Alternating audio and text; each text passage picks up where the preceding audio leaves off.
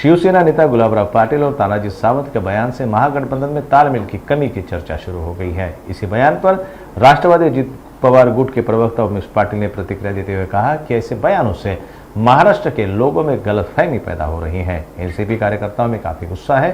मंत्रियों के अलग अलग बयान कार्यकर्ताओं में भ्रम पैदा करते हैं। ऐसे बयान चुनाव का सामना करने के लिए उपयुक्त नहीं है। राज्याचे पाणीपुरवठा मंत्री गुलाबराव पाटील साहेबांनी कर्मचाऱ्यांच्या समोरच्या भाषणामध्ये अर्थ खात्यासारखं नालायक खातं नाही अशा पद्धतीचं एक स्टेटमेंट केलं।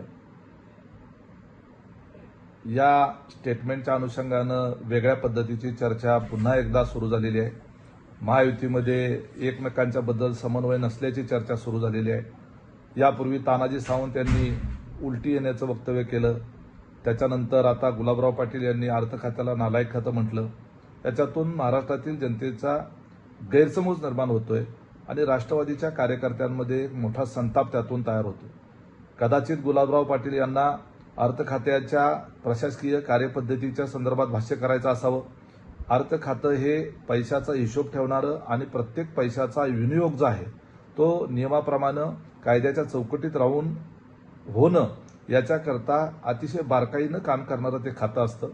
सर्व विभागाच्या फाईल ह्या अर्थ विभागाच्या माध्यमातूनच पुढे जात असतात। येणारा पैसा आणि जाणाऱ्या पैशाचा ताळमेळ ठेवण्याच्या करता त्या खात्याची यंत्रणा काम करत असते। त्यामुळे साहजिकच आहे की त्या ठिकाणी फाईली क्लिअर होण्याच्या करता वेळ लागू शकतो। ती प्रशासकीय पातळीवरची बाब असते। अजितदादांच्याकडे एकदा संबंधित अधिकाऱ्यांकडे गेलेली फाईल पॉझिटिव्ह होऊन आल्यानंतर तात्काळ तिचं निर्गती केली जाते।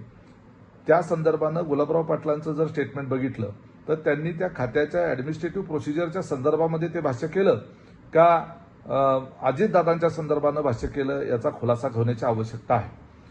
कारण महायुतीमध्ये एकत्रित सरकारमध्ये काम करत असताना मुख्यमंत्र्यांच्या नेतृत्वामध्ये सर्वजण एकोप्यानं काम करत असताना मंत्र्यांच्या वेगवेगळ्या स्टेटमेंटमुळे कार्यकर्त्यांमध्ये संभ्रम निर्माण होतो, कार्यकर्त्यांमध्ये चीड निर्माण होते, कार्यकर्त्यांमध्ये अस्वस्थता निर्माण होते। ही वस्तुस्थिती स्वीकारण्याची गरज आहे।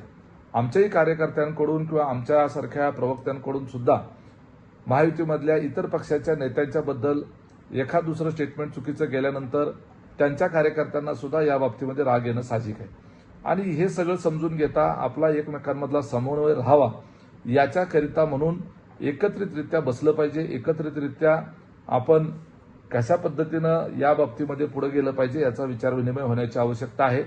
आपण जर एकत्रितरित्या निवडणुकीला सामोरं जाणार आहोत तर अशा पद्धतीची स्टेटमेंट येणं हे उद्याच्या काळामध्ये निवडणुकीला सामोरं जाताना ते योग्य राहणार नाही। आपल्यामधला समन्वय जो आहे तो प्रकर्षानं समोर दिसला पाहिजे। आता सध्या या वेगवेगळ्या स्टेटमेंटमुळे कारण नसताना गैरसमज निर्माण होत आहेत तर सर्वच बाजूंनी आमच्या सकट सर्व महायुतीतल्या घटक पक्षांनी या संदर्भातली काळजी घेण्याची गरज आहे। विशेषतः जे जबाबदार पदावर आहे त्यांनी तर अधिक काळजी घेण्याची आवश्यकता आहे।